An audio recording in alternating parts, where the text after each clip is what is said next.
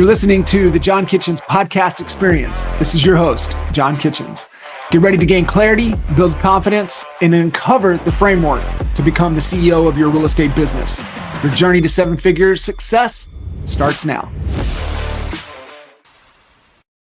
What is happening, everybody, man? Thank you jumping into another session of Expert Mentors Live, episode 270. What the hell are we at? 273. Holy smokes, Bobby. Brother, You know, it's been a minute since we've had you on. Yeah. Back in August of 2019. What the heck have we been doing? That was that. Wait, we went on when we were in Scottsdale or something, or we were in another place. Yeah, you were outside. Yeah, we're somewhere else. I don't even remember. Been a minute. 200 episodes later, and let's do it. You know, I can't believe it's been that long, but something really, had kind of resonated when we were talking. One, I want to hear about this bourbon thing that you got going on, for sure. We definitely want to talk about that.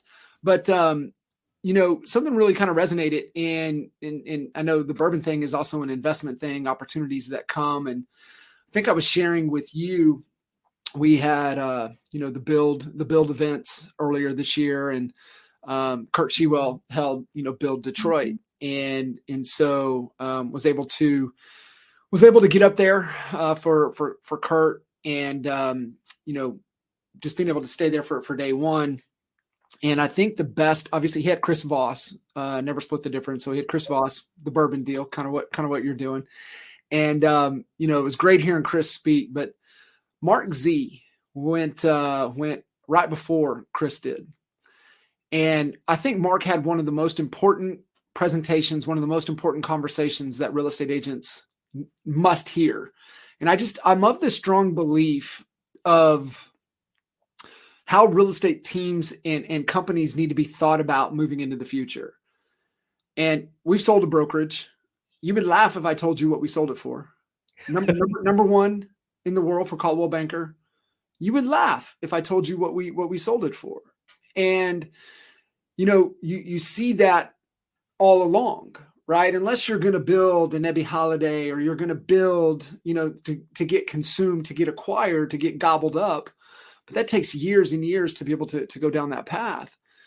And so I'm just of the belief that a real estate company, a real estate team is best served to create opportunities for investment to truly build wealth. I think it's more of a mining system of opportunities that you've got to be able to identify that aligns with you. And you're like, bro, I got you. Like, this is exactly where my head is what I've been working on. And so I've really been looking forward to this conversation because, Stacek and I were sitting right there and we were watching Mark.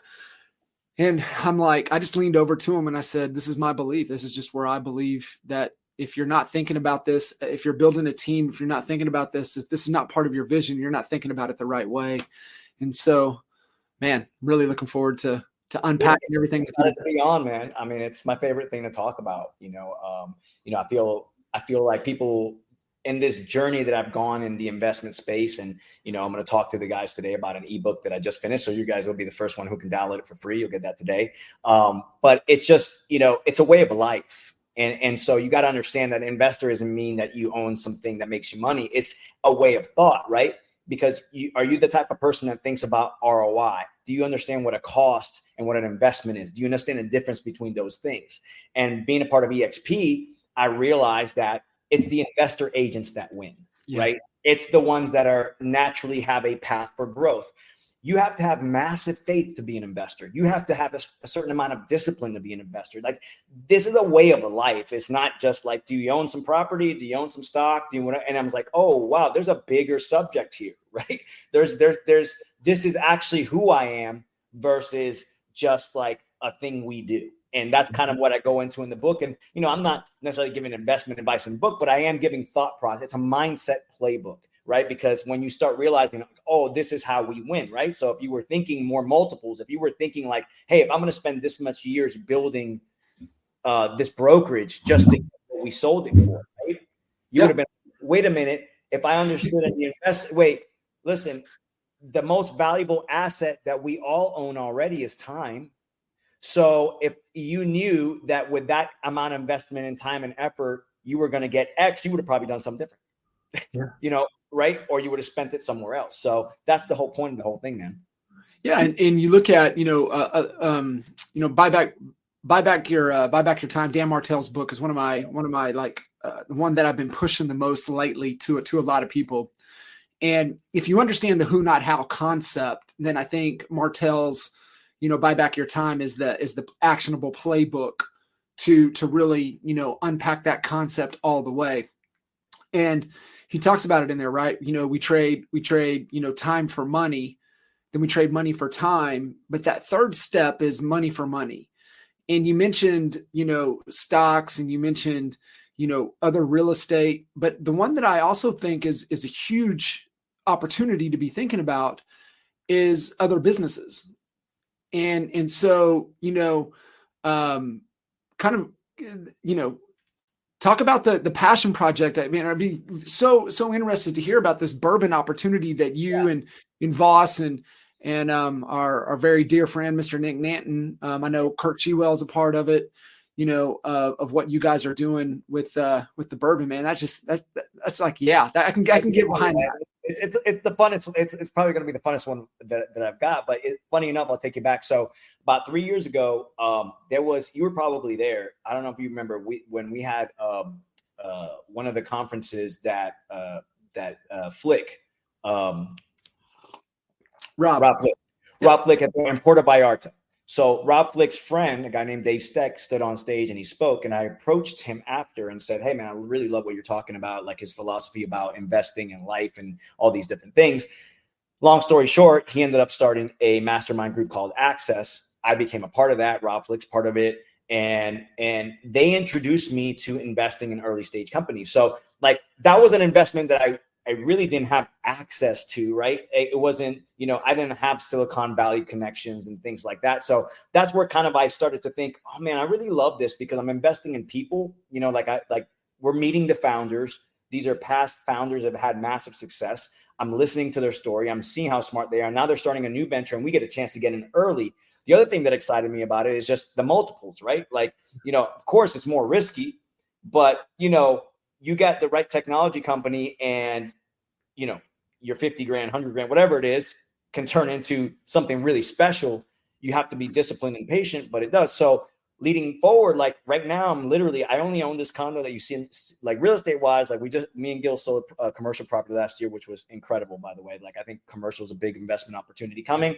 But all I own in real estate now is this condo. And then I own like a piece of 5 companies. And one of those companies is the bourbon thing. The bourbon, I would say like, it's the funnest, but the one I probably know least about. So I'm going to talk a little bit in my chapter, my book, Make Great Bets, Don't Gamble.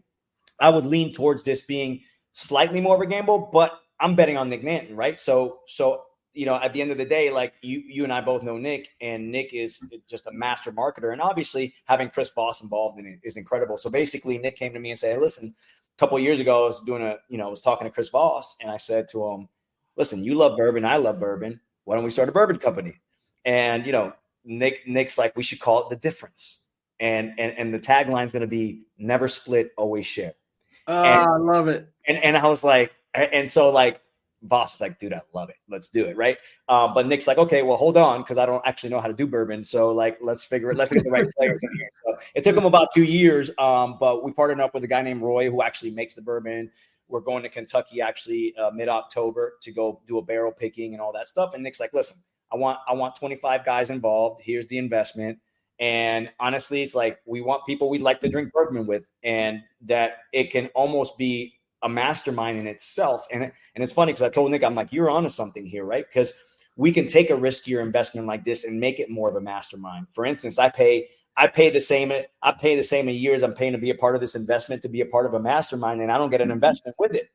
So like, wouldn't it be cool to form a circle of 25, girls and boys who are very successful, who have wealth, and it could be like have these kind of mastermind experiences events. So that's how it started. I think we've got our 25, and we're taking it step by step. But Nick's master marketer. We've already got really cool marketing behind it.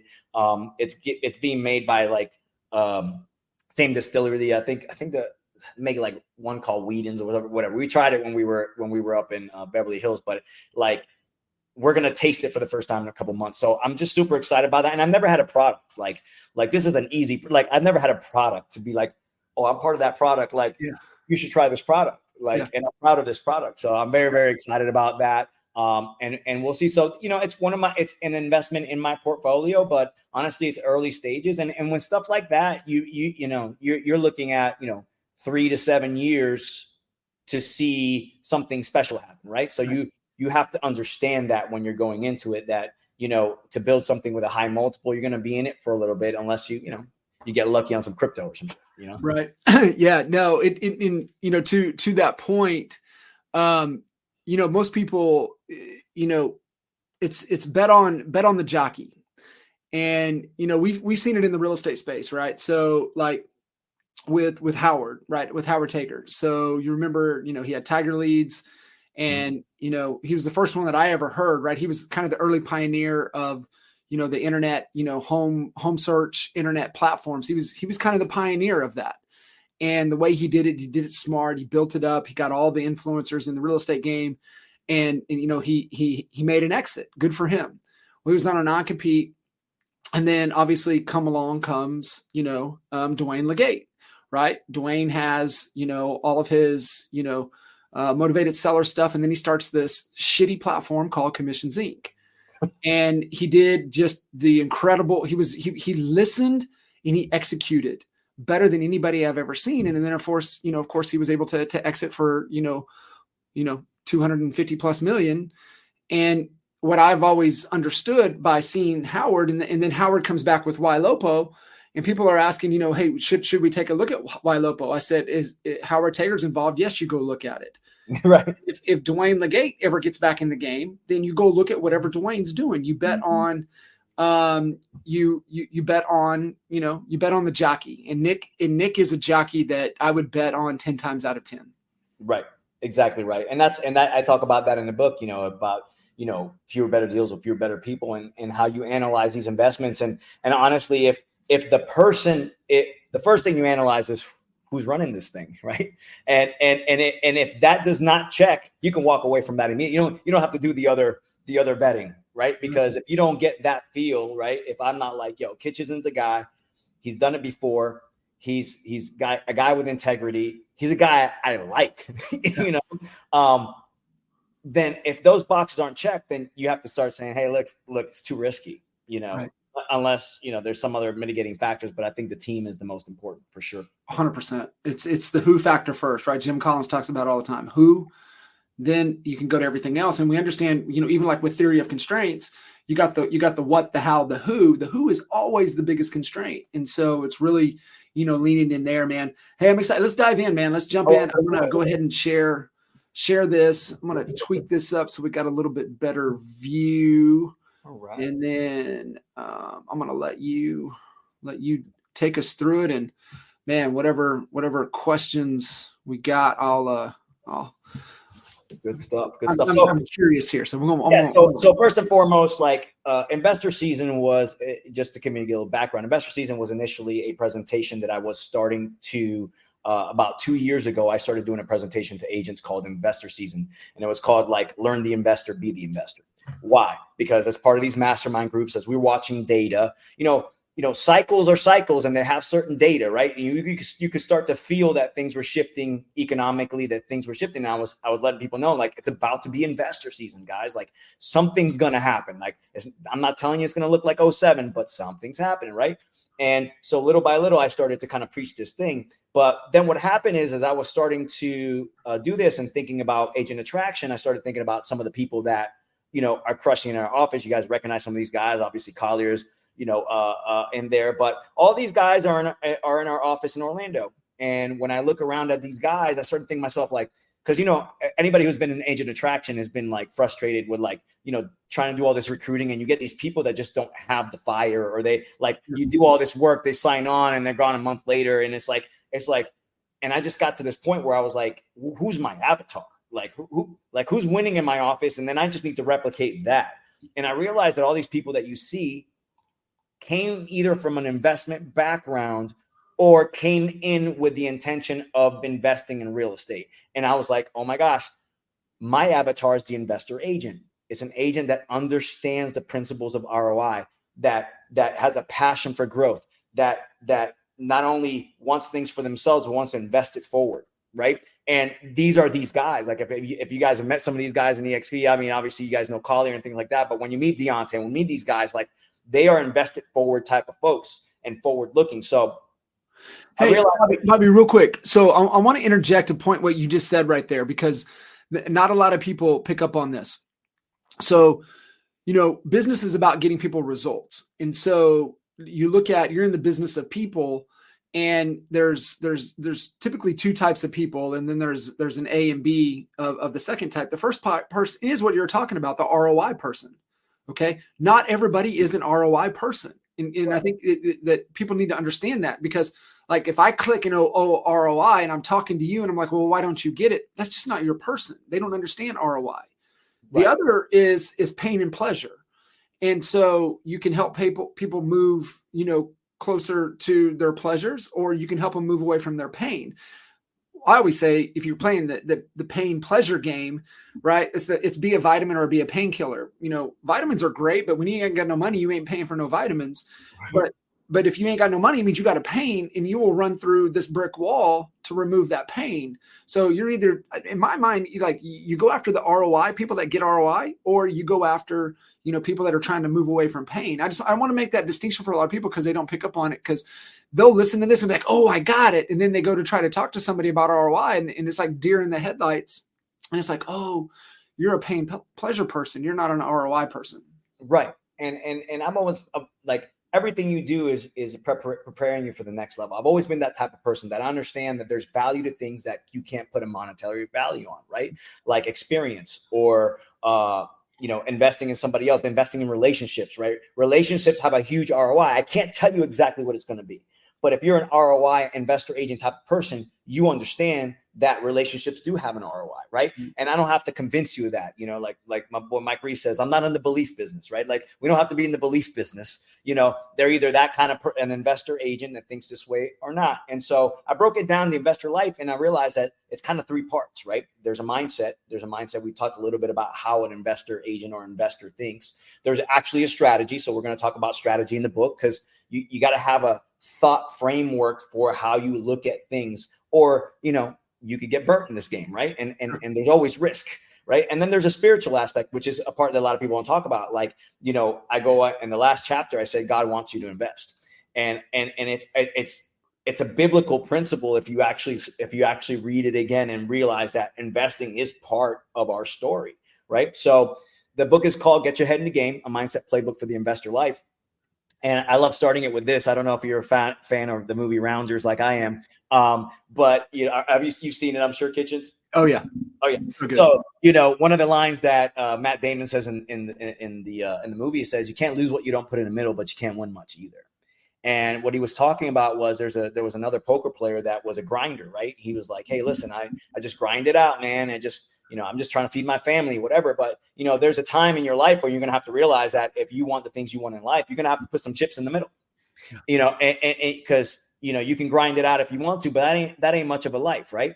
And you can't win much that way. So before I kind of get into it, anybody who's watching, if you want to scan this code, anybody who's going to EXPCon, okay. Anybody who's going to EXPCon, we're doing a special lunch for investor agents. So if you're an agent that works with investors and you want to learn how to get great money sources for your investors so you can do more deals, on the 28th, we're doing a 11:30 to 1:30, like a luncheon, and it's walking distance from the convention center. So we made it super easy. Scan this. Obviously, it's free, but it's for investor agents. In other words, we're looking for agents that are already doing business with investors to come through. There's only about 30 spots, but this is the first time we're dropping it. Honey Badger Nation gets first look. So that's that. Okay. Hey, Bobby, after we get done with this, take that and post it back into the Honey Badger group, actually, and tag me in it and say, hey, Kitchen said I could post this. Just want to let you guys know if you're interested. So go ahead and put that in the Honey Badger group as well. Will do, man. Will do. So they're 10 plays. So I call it a playbook, right? It's 10 plays. So play one is wealth is not something you do. It's something you become, right? So you have to become somebody different oftentimes. And sometimes it's hard for us to admit that we might not be the person we need to be wealthy. But the good thing is that we're born for evolution and we can change, right? And this kind of hit home to me when I was at a Tony Robbins event and the guy said, I'm not a big materialistic guy, but but I love watches, right? And, sometimes people are like, why do you need like a $30,000 watch, $50,000 watch or whatever? And he's like, well, I don't need it. But every time I look at this watch, I think to myself, who I had to become to afford this watch. Mm-hmm. And when he said that, I was like, man, you got to become somebody different, right? Like the things you have to do as an entrepreneur, the things you have to do as an investor, the kind of faith and discipline that you have to have is something that you have to become if you're not that person already, right? So, this kind of came in messed up because I sent it to you the PowerPoint. But one thing I believe is that wealth is an area of study. So everybody watching out there, guys, like, this is not something you should take lightly because this is your life. Like at the end of the day, you want to be financially free. That's what we preach, and so you got to be picking up those books. You love books just like I do, Coach. And I'm, I love Psychology of Money. I just reread twice. Like I'm so good. I'm just devouring this because I'm formulating a mindset and a strategy so I can see opportunities that I can say yes to the right things and say no to things I should say no to. Right. The other thing is money is simply a tool, right? We have these feelings and emotions about money. It's just a tool, right? You can do something great with it. You can do something terrible with it. It all depends on the person who has it.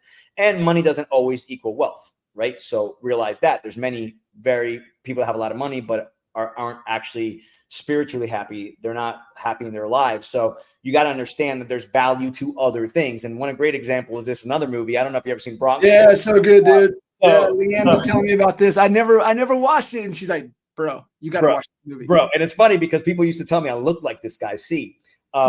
But basically, I show this because there was a scene in the movie. If you watched it recently, right, where he's standing with the mafia boss guy, and this guy walks across the street. He starts shouting to the guy across the street. He's like, "Yo, where are you going? Where's my money?" Blah blah blah. He's shouting, and then the mafia boss is like, "Dude, relax."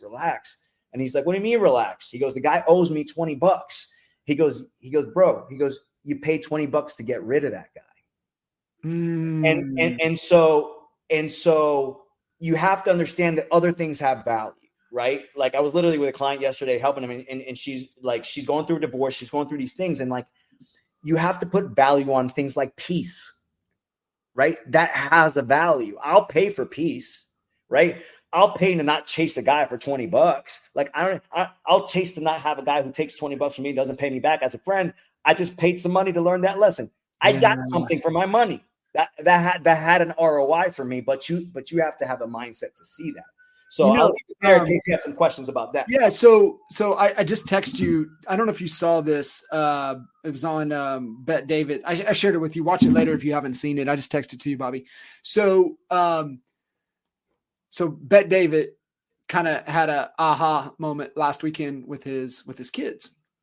And it was the very first thing that you said there of, what do you study, right? Like books, what are you going down? And he had an aha at his son's soccer match. And he said, as soon as the match started, he knew something was different. And he was like, something's different here. Something's different with this team. And he got over to one of the parents of the other team and was like, what's going on here? Like, y'all are different. Like, what do you do? Right. And he goes in, he's like, we don't practice, we train. Like, okay, who's your coach? Well, he looked him up. He's like top 10 scorer, in history. Then he goes, just every little thing. And he had that, Bet David goes, the realization. He goes, there's 3 types of people. There's the interested, there's the committed, and then there's the obsessed. And I think what we're seeing right now with a lot of real estate agents is we have a lot of interested real estate agents, but they're exiting the business because, you got to be committed, but to thrive, you got to be obsessed. And man, it was just like I watched that thing like 10 times. And I was like, my goodness, like you'll dig it as soon as you watch it. I can't wait. And by the way, guys, this is what happens during investor season. So part of the reason I did this is because I was in the game when the market crashed last time. And so I saw both sides of the coin, right? I saw people win big. I saw people lose big. But one thing I understood is that these are only bad times for people who aren't prepared, right? There's a scared and there's a prepared. And so understand that like people falling out, like you don't need to get scared about that. That's what happens during investor season. Like when it gets tough, we figure out who the soldiers are. So that brings me to play two, which is be a long game player, right? Everybody knows the story about the tortoise and the hare. And when I was younger, I would hear this story and think, the moral was slow and steady wins the race. And, in my mind, I was like, who wants to be slow and steady? Like, when you're young, you're like, why don't we slow and steady, right? I'm fast. I want to go faster. I want to go fast, right? But when you read the story, what I realized over time was, no, it's not about speed. It was the fact that the turtle was a long game player. Yeah. The turtle understood that he had to take these small steps every day in order to get towards a goal. And he had to it didn't have to be anything spectacular, but he understood this is where I'm going. And I have to have enough discipline and faith to follow this path. And that's what long game players do. So I put this up because, this was, I think, in the Psychology of Money, when he talked about this, is like, we talk a lot about things and stuff like that. And it's like, you see somebody with something expensive, like a car, and you think, oh, well, they must be wealthy. Right. But like, what he says in the book is like, the only thing, like this is like $400,000 car. Right. And the only thing, when you see somebody in this car is that they're $400,000 less wealthy. That's all you know. Right. Because anybody can make a payment. But the point being is that a long game player employs things like delayed gratification, like literally had an agent walk in with this purse, and she's so happy about this purse. And it's like, and I know her, so I love her to death. And she's producing, but like, I was scared to ask her how much she paid for the purse. Right. And I was hoping she meant $1,750, which I still wouldn't pay for a purse, but it was like $17,500 for the purse. And I'm like, what could we do? Like, my thing is that I want you to have the purse, but I want you to have as many as you want. Yeah. And in order to do that, you have to have delayed gratification, and you have to understand what exponential curves look like. Because if you don't, what happens is you'll quit during what I call the shitty part of the curve, right? When the growth is slower, when there's setbacks and things like that. So a long game player understands that, like, at the beginning, it's going to look like this, but eventually you hit the exponential growth, right? That's when compounding kicks in, and compounding could be something with stocks or just compounding in life, right? Right now, we're all compounding our experience, our education level. We're compounding relationships. We're compounding all these things. And like, just because it's not moving as fast as you like, you have to understand what the curve looks like. And, I told this story, not in the book, but this is one that I pulled off. I think it was Psychology of Money, or one of his books, where he talked about this prisoner of war. Like, there was another, besides John McCain, this guy was one of the highest ranking prisoners of war. And the guy was interviewing him, and he was like, hey man, he's like, I'm sure it was really depressing in there, and blah, blah, blah. He's like, did you think you were actually coming home? He's like, oh yeah, man. He's like, I wasn't depressed. I always knew I was going to go home. He's like, and this guy was being tortured every day. He thought about committing suicide, so he wouldn't tell secrets, but he was like, I always knew I was going home. And he's like, man, that sounds like really really kind of super positive, And he's like, well, what were the guys thinking that didn't make it home? He goes, oh, I could tell you that. He goes, those are the guys that thought they were going home by Christmas. Yeah. And so this idea that, hey, we're going home, but it might not be my Christmas. So you got to be a long game player. Right. And so that brings me to play 3. I don't know if you have anything, on that particular. No, I mean, you're so spot on, right? Like, even on the endurance side of things with me, it's like you can't be thinking about, man, as soon as I get up here, I'm going to stop. As soon as I get up here, I'm going to stop. You just, because if you put that false finish line in your head, man, and that finish line is like, just the goalpost just moved, the finish line just moved, 4 miles down the road, you want to quit. Right. But if you just keep going, then and just keep moving, the finish line will eventually come, but you don't even think about it. You just keep moving. Right. Exactly. Right. And so play 3 is your best first investment. And I'm sure a lot of people can guess what I tell people that is, but it's kind of came up when, agents would come up to me and they would say, they always ask me, like, what, I made a little bit of money in real estate. What should I invest in? And a lot of times it's not a lot of capital. So like, what I say your best first investment is when they come to me and they're like, oh, I got 10,000 or 5,000. I said, the best first investment is you, right? There's nothing that has a better ROI than you. So, years ago, I had somebody tell me that I should go to a Tony Robbins event, right? And I finally invested the money to go to a live event versus just read books. And it changed my entire life. Like the ROI on that was ridiculous, right? So you have to understand that those things have an ROI. And, you know, when you invest in you can, you know, one thing I've seen you do over the years is absolutely invest in health. Like really, you know, you got to be around if you're going to enjoy your wealth, right? You know, investing in education. These are the seminars, the conferences, investing in relationships. And that to me has one of the highest ROIs, you know, of all time. And that's how I built my entire career. That's how I built my life. Like every great opportunity I've ever gotten in my life has come through a human being, and great human beings like Coach Kitchens, great human beings like Collier, great human beings like Nick Nanton, right? So relationships have a massive ROI. Invest in those. Meaning, for instance, this group access, I paid. It cost me more than my mortgage to be a part of this group. Yeah. And I'm gonna tell you right now, that was not an easy thing for me to do. I don't know if you guys I happen to be Jewish and Puerto Rican at the same time. So you know, I'm a Jew Rican. So you know, these things are hard. Like, you know, when somebody's like, hey, you're gonna spend this much money to get this, right? And there's not a, you know, initial, like there's not a guaranteed return of anything, but you understand that, like, I understand that there's a value in being a room full of millionaires. This just happened recently. I went to a conference in Puerto Rico. I'm thinking about moving to Puerto Rico at least for half the year in the next 12, 24. As you guys know, I'm from there, so it's different for me. I actually want to go back there because I miss it. But like, ended up meeting this lady because I paid to go to a conference. I said, you know what? I'm not waiting for people to introduce me to entrepreneurs and investors. I'm going to find a conference. I found one. It was a global entrepreneurship conference that happened to be in Puerto Rico. Went there and met the director of an incubator. And now I'm going back on the 14th to be on a Shark Tank panel for them to see like pitches from companies. And like, I did that just by raising my hand and asking a question at a seminar, because I'm gonna tell you, pro tip, guys, when you go to these events and there's a chance to ask a question, ask questions. Always ask a question. The whole room, it's the way to meet the whole room in one fell swoop.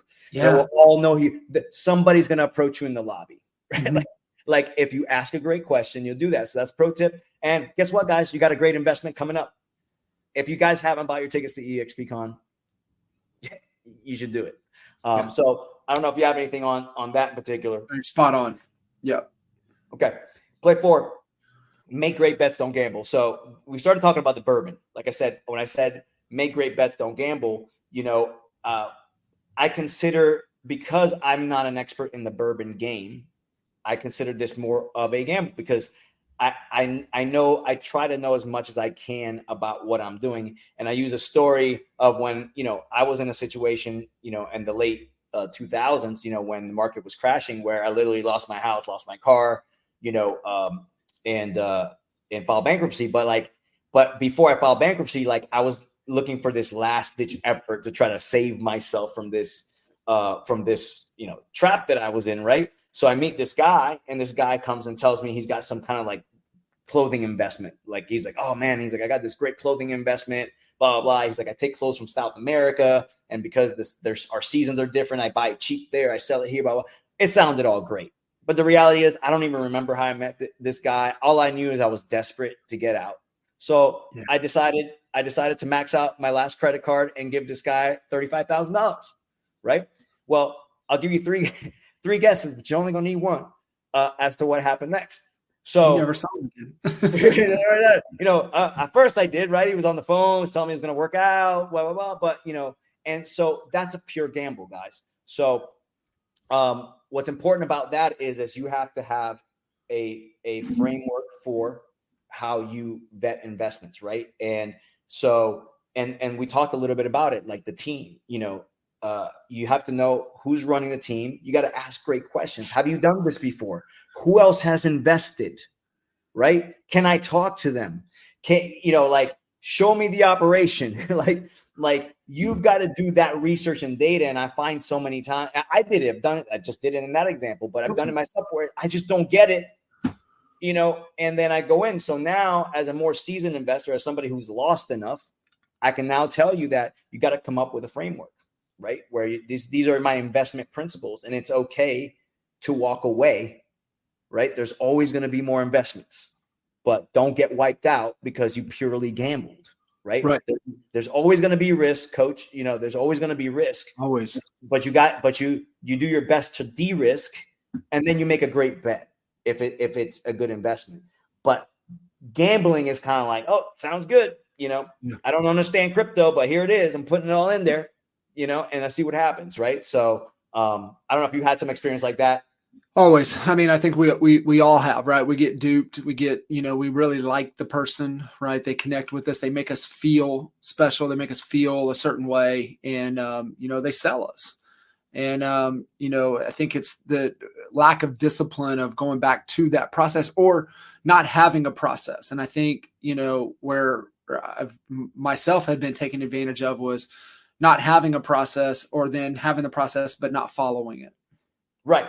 Right. And it's almost every time you go away from your principles, right? Yeah.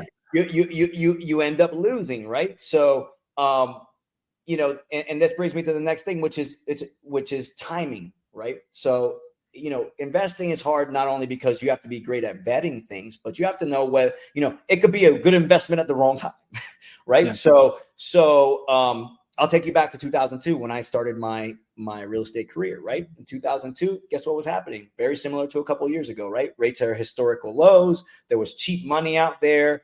But the thing that was crazy was these loans that we were making. And I was a loan officer at the time. I know all about these loans, bro. There was loans out there that were 125% LTV. I shit you not. Wow. There was loans that were that like. Yeah. So we were in it, right? But I tell you all this because when that market crashed, not everybody lost. Some people won really big because they understood timing. So Dave Steck, the guy that runs Access, he says number one rule of investing is timing, right? So when you think about like if you would have bought properties in let's say you bought properties in 2002, right? When this kind of thing started, right? And you bought 10 properties at 250 and they started rising. They're at 350, 375, some of them at 400, whatever the case may be. So you got massive equity, right? And what happens then, you get lulled into thinking that everything just always goes up, right? So, but then you get a smart, old, wiser man that says to you, and I had this guy that just didn't listen to him, who says, hey, you got a ton of equity in your properties right now. Now it's like 2005-ish. And he's like, there seems to be signals that this can't last forever, right? Which nothing ever does. So I think it would be wise for you to sell those properties, right? Now, if you were smart enough to listen to that man, you would have instantly become a millionaire because you bought 10 properties. You have at least $100,000 of equity and you would have been a millionaire. But not only that, you would have had the capital to capitalize on what was coming next. If you would have timed it properly. And by the way, real estate's one of the few things you can time properly because it doesn't move fast. You know, you can't tell me why stock dropped 50% today, but I can tell you that in the next 6 months, this is probably going to start happening in real estate, right? And you can start making moves. So my mentor, Dave Steck, the guy that runs Access, he stood in front of a room in 2005 at Harvard, and he gave a talk. And he said, hey, guys, I think the market's going to crash. I'm taking all my money out of real estate. And after it implodes, I'm going really heavy into Las Vegas real estate and win big. And they laughed him off the stage. And sure enough, it's exactly what happened. He went in, bought properties at a 60% discount, then started private lending, and now he's worth $100 million. And that was all having to do with timing. So he always says, you're better off getting out at or near the top. Don't wait till the top and then get too late and now you're over the top. Listen, if there's still 20, you think there's still 20% upside, but 80% downside, get out. Yeah. Get out, right? So these are all about timing. So when I say watch the clock, it's a football term, right? Like you play the game different depending on what the situation is in the game. So like I can tell you right now that like it's hard. I know something's going on, but like I don't quite understand it yet. So I'm in a phase, me personally, where I'm like, I'd rather keep some capital on the side and just wait a little bit to kind of see how things shift, especially in the commercial market, which I like. Yeah. And what I tell real estate agents, all you real estate agents out there, you're like, oh man, like I'm new to investing, but I want to invest. Play 6 is exactly all you need to focus on right now, which is stacking chips. Like what I'm telling you is there's going to be more opportunity coming in investor season. And the problem with most people is that when opportunity comes, they ain't ready. So guys, just focus on selling a shit ton of real estate. focus on getting capital in your bank. You know, Gil and I sold a property last year, which helped me a ton, like to put capital. And what I mean by capital, I want you to distinguish between the two. Income is something that usually comes in kind of slow and monthly. Capital, my primitive term is a chunk. Yeah. Right. And what's cool about real estate, you can make chunks at one time, right? Like there's people making 40, 50, $60,000 and $100,000 a month. Like you can stack big chunks of capital because the bigger your bets get, the bigger the returns get. Right. I love this, this thing, where it was a documentary they did on like Netflix where they do like these 30-minute things where they explain certain things, and one was called Billionaire. So obviously I'm watching it, right?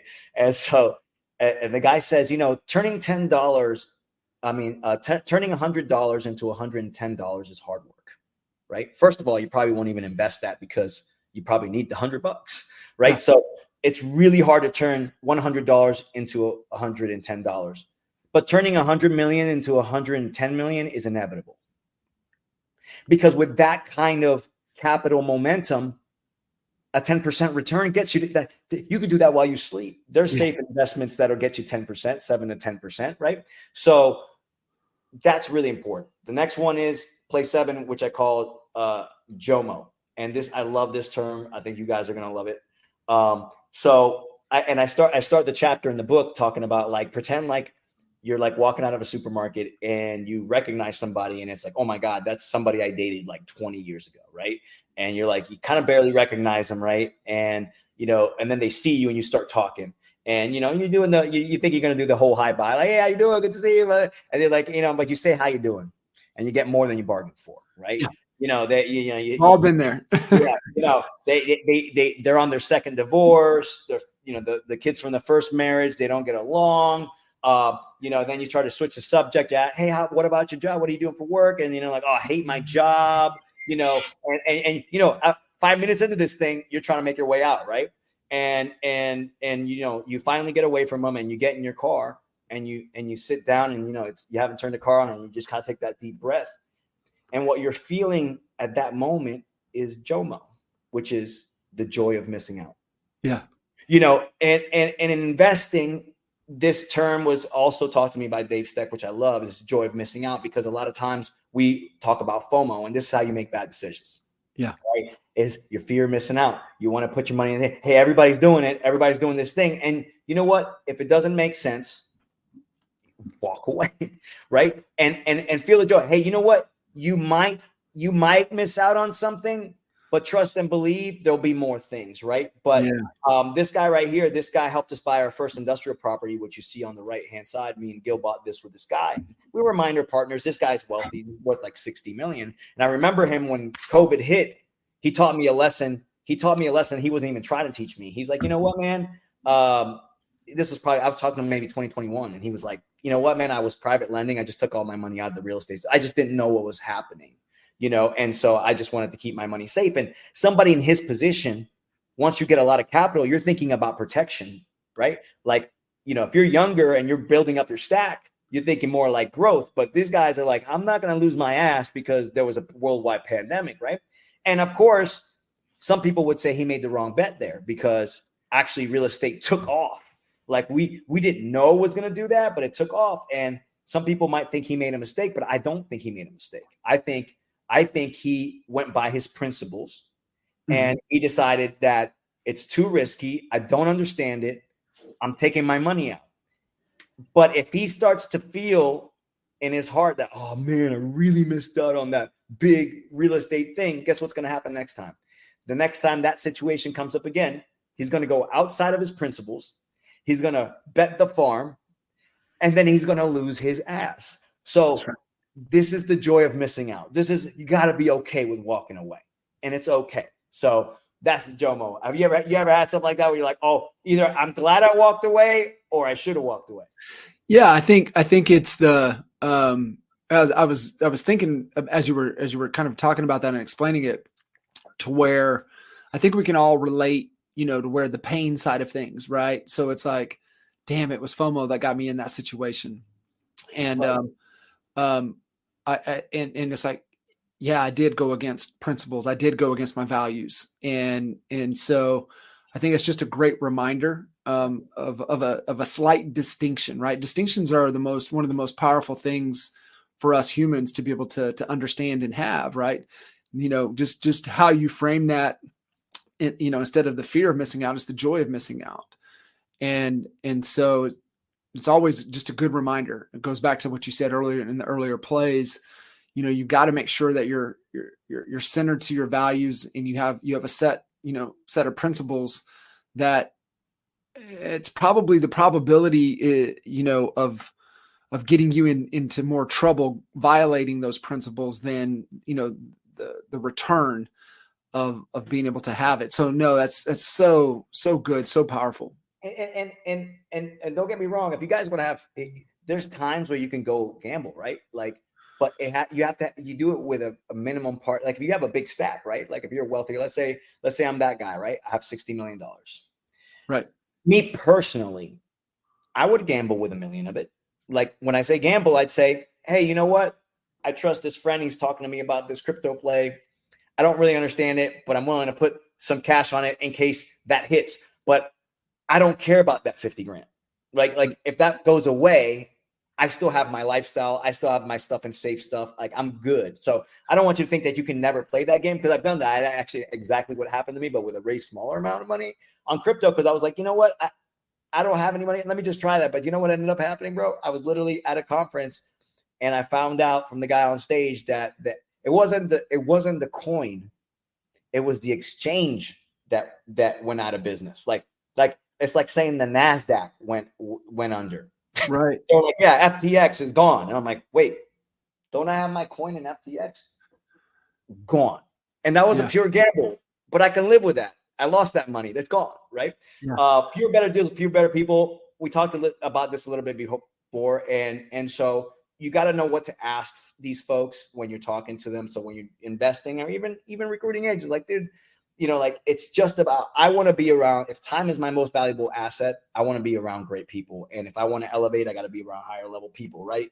If you're going to be investing, you have to ask questions. You can't be like, oh, I like them. That's cool. Hey, have they done this before? What are their results? Who else has invested in them? And do you like them? You know what? I'm getting too old to have assholes around me. Yeah. You know what I mean? Like no asshole policy. Like, I don't care. I don't care what you're offering. My time is too valuable to me to deal with that. So that's a good thing too. Nick, we talked about Nick and Nick, has that principle from the Bezos letters, only hire people you admire. And I think it's just a great filter to run anything through. Right. So you gave some filters, some questions, some things to think about. And really what you're alluding to is really having, a decision-making process that stacks the odds in your favor the best that they can be stacked. And it's just like even hiring, right? There's no 100% guarantee on a hiring process, but not having a hiring process, it's a flip of a coin, right? If you're going to get a good person. So when you start putting in, filters, you start putting in questions, you start putting in check boxes, you start putting in certain things, then that stacks the probability, from 50 to 60 to 70 to 80, maybe 85, 90% that you're going to get a great hire. And so I think, your playbook here is just, so valuable in creating the filters to where it's no longer a gamble. It's more of a strategic play based upon probabilities and principles. And let me go through this, and just to the people component, that probably should be one of your questions. Do I admire this person? And so just little things like that, I think are super important as we, navigate whatever it is we're trying to navigate. Yeah. And great for team leaders, I've running a team ain't easy. And I have a small team. I've had a bigger team. I have a smaller team, and this is like a leads team. Right. And it's like, I realize that like I have to continually raise my standard as to what I allow to come out of the team, because it affects the culture as a whole. Right. So, having that standard, like, if, coach, we've been doing this long enough to know when somebody don't have a fire. And I'm just like, and there's so many times when I'm kind of going outside of my principle and gambling and saying, I kind of don't feel it from this person, but I'll give him a shot. When it's like, it always ends up exactly the same. It always ends up. It always ends up the same. It's like, you know what? Always ends up the same way. Always the same. So yeah, it's what I'm talking to you about, guys. I want you to understand this is applicable for your business and your life. Investing is just the fun part that makes the money, but like, understand that these are life principles, right? And here's one, play 9, start with the end in mind, right? So, and the reason I say this is because this happened to me yesterday. It happens to me all the time. Somebody will come up to me and say, hey, I've been researching Airbnbs. You think it's a good investment? And I'm like, I can't even answer that. Maybe, I don't know, because I don't know what you want yet. Yeah. Like, everybody's going to have a different investment story. And so, and you got to know what you want, so there's questions that this kind of got messed up, but here's the 4 questions I think you got to ask yourself to really figure out what you're trying to do. And I learned this with a Tony Robbins event when they actually made me write down like how much my expenses were, how much it would take for me to live like a good life, like, have fun with your buddies and go out to dinner and do all that stuff. And then what would it take to live that dream life, right? And once you got to that dream number, you can reverse engineer what you would have to have. And let's say, there's ways to put your money in a pretty safe investment that'll make you 7%, right? Like I got my money sitting in the money market, some money, and it right now is making darn near 5% just sitting there, right? So like you can get to 7, not too hard. So that's what we reversed engineered, and I realized it gave me the number I would need. Like, oh, I need to have, in my case at the time, I think my number to be living the life that I wanted to was $333,000 a year. So when we reverse engineered it, that means I would have to have $5.4 million, in like a 7% compounding account. And I was like, now I have this target, and it doesn't seem that unreachable. Like 5.4 will spit out this amount of money without me ever having to work. And I was like, okay. So now I have a target. So if you guys are thinking out there, like, okay, I want to invest, first, tell me how much you want. What's the goal? What's the goal? How much you want? Some people might tell you, hey, listen, if I'm making $10,000 a month in passive residual income in the next 10 years, I'm a happy person. Shit, I got crazy plans for that, but if you tell me you want 10 million, then we got to do different shit. Like, cause it's not going to stack that fast, especially if you're starting with small capital, right? You got to know when you want to get it. You got to know what you're willing to risk to get it. So, not everybody has the same risk aversion. Like, you have a family. You're not going to think the same way as me, who doesn't have a wife and kids. Like, I don't have a wife and kids. So I can make mistakes that don't affect my children. Right? So you need to think differently than me. Like, don't do exactly what I do. Right. And then what are you willing to do to get it? Right. And so when you come up with that kind of framework, then you have a target. Like, where do I want to be in 5? Where do I want to be in 10? How much do I want? And what am I willing to do? Because guess what? That, when you were saying we'd laugh as to what you sold the brokerage for, like it was, I'm assuming it wasn't a great number, right? That's what you were alluding to, right? Correct. So if you would have asked yourself these questions and you would have been like, okay, well, what kind of multiples do brokerages sell for? So, okay, so I want to make X amount, and I would say, okay, they sell for these type of multiples. So what kind of revenue has to be coming through this for me to get it to that multiple? And you might have found out that the math wasn't mathing. And you might have been like, whoop, we need to switch trajectories to do this, right? Now, obviously it led us to EXP, so we good, right? Hey, good. Yeah. But when you started with the EXP didn't exist, right? So finally this one, could be controversial. I don't know. I believe in God, and I read the Bible, and I've always thought this, that there's biblical principles to investing. And, if you read some of the parables, you'll see it's pretty apparent, right? And number one is, faith is a foundation of all great things, and including investing, right?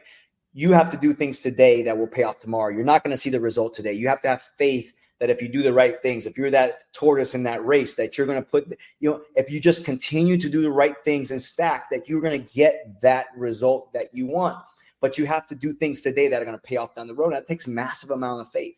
It takes a massive amount of discipline. So the fact that faith runs through spirituality, that faith runs through investing, faith is the foundation. It's the fabric of all great things. Everything in your life, every dream you had when you were thinking about running Ironman or whatever the case may be, it started with faith. It started with a vision, right? And then if you go deeper into the parables, you'll see, this is my favorite one, the parable of the talents, right? The master goes to three servants. He says, I'm leaving for a while. I'm going to leave some money with you guys. Now, funny enough, they call it talents, right? The money is called talents. And so he gives one, 5, he gives the other one 2, and he gives the other person 1. And it's funny because it says he gave them the amount of money according to their ability.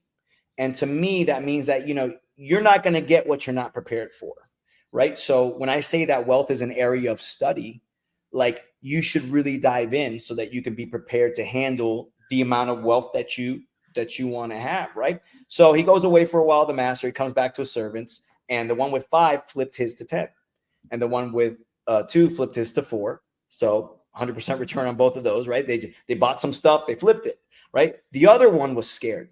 It was scared to do anything with their talent. And they buried it into the ground and for safekeeping. So when the master came back and he saw, I was like, oh man, look at these 2 guys. They flipped the money.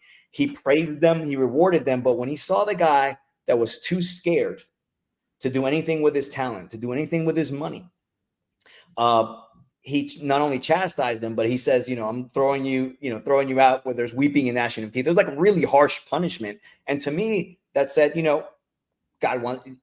God appreciates an investor because it's faith-based, right? So God gives you 3 assets. He gives you time, talent, and treasure.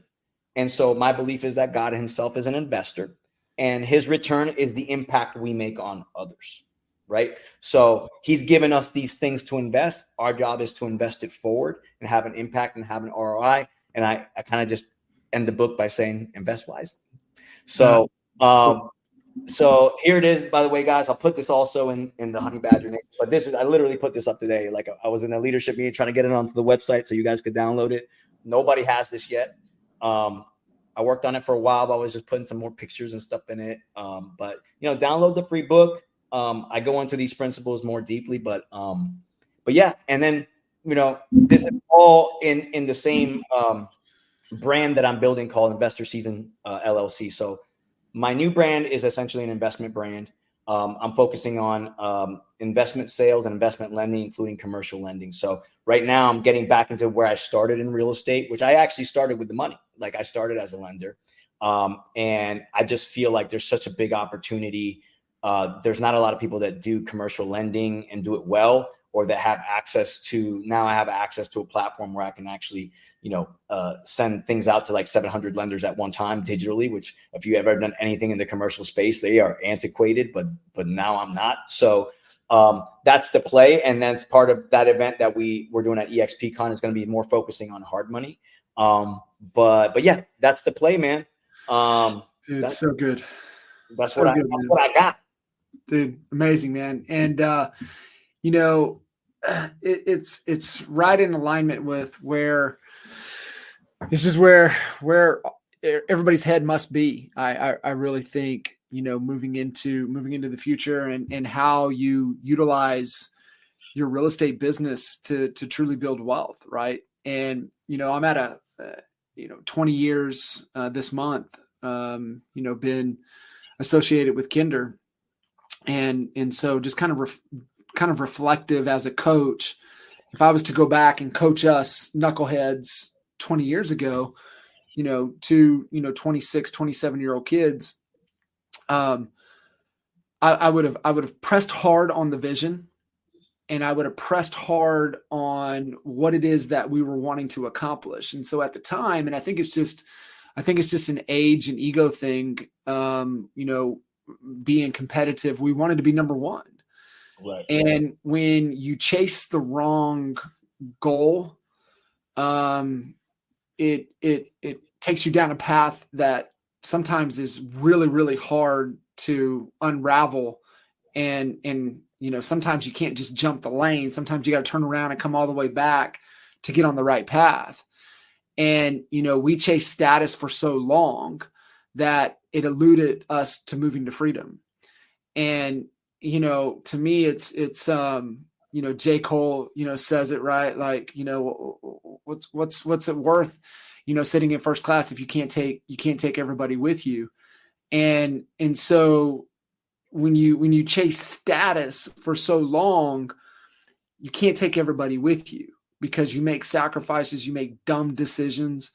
And Davidowitz says it best, man. He's like, you got to go from scarcity. You got to hit status, but you got to make the jump to freedom as fast as you can. And so what I would coach us knucklehead 27-year-olds on, 20 years ago, I'd be like, change the vision, bro. Change the vision, boys. It needs to be, how can we utilize this business to get us to freedom? And then obviously, we wouldn't be here today. You and I would not be having this conversation if that would have happened. But what I would impress on everybody, that, captures this message is that design real estate, to me, your real estate sales and real estate business is the best vehicle to unlock and find opportunities in real estate, in commercial, in relationships of people that know opportunities that are out there, other businesses. And so really it's like designing your vehicle, because that's really all the business is. It's just a vehicle that you need to utilize, use the principles, the things that you're talking about in the playbook to get to freedom as fast as you can. And, I wish somebody would have smacked me across the head and gave us that advice 20 years ago. Well, I want to give a shout out to you, man. Cause you bring the heart to this, and you've been doing this for a long time, man. And it's cool that, I met you guys years ago when I was working with Nick Nanton, and I've seen so many evolutions, and then to come back full circle and be partners with you guys. But you in particular, brother, you always invest it forward, man. You have an investor heart, and we appreciate you for that, man. And you can't, we always wish we would have made a different decision, Sure. This is the long game player thing I'm talking about. But I'm 45 now.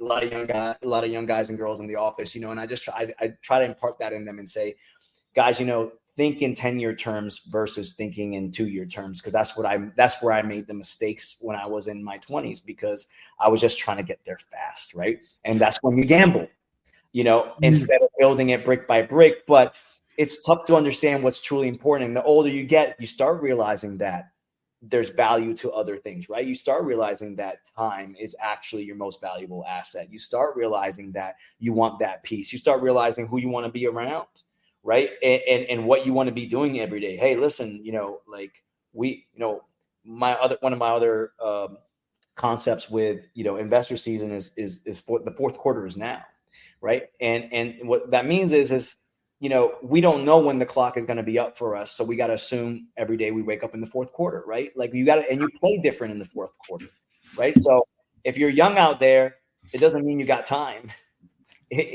so it's great to start diving in now. Don't wait. Don't be like, I got all the time in the world. You don't know. You don't know that. You got to start listening to guys like Kitchens. You got to start saying, hey, these guys have something valuable to say that I can actually speed me up 10 years in my thought process, so that I can start building the things that I want. So we appreciate you, man. Appreciate you, brother. Thank you so much. Really, embodying what this whole, series is all about, right? Just truly, individuals like yourself that just want to pour back into and make the community, make the industry, just make people better. And man, I can't thank you enough. And definitely any of you guys listening in, man, go get the book, get connected with Bobby D, and anything that, we can do to help you guys. That's what we're here for. And look forward to catching you guys on the next episode. Thanks for tuning in. If today's episode inspired you, follow for more conversations like this and gain valuable insights from the leading experts in the industry. If you want to dive a little bit deeper, check out johnkitchens.coach to find the ways that we can work together. Once again, this is your host, John Kitchens. Keep making it happen.